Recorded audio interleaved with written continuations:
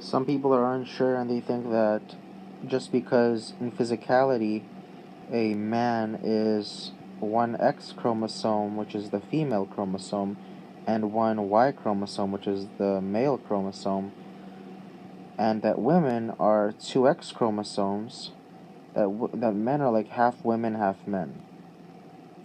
No.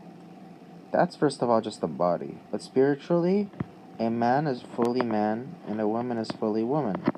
100% man is male, 100% woman is female.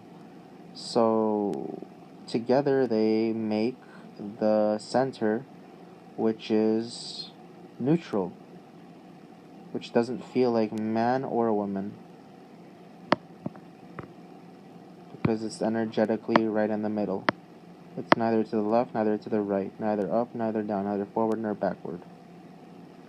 So, and everybody has this kind of connection to somebody, and therefore now you can kind of judge if you're the man and then you know what they are. If you're a woman, then you know what they are, and relate that to the middle, which is like neutrality, not masculine, not feminine, just something like in the middle, almost like not even with a flavor or taste at all to it.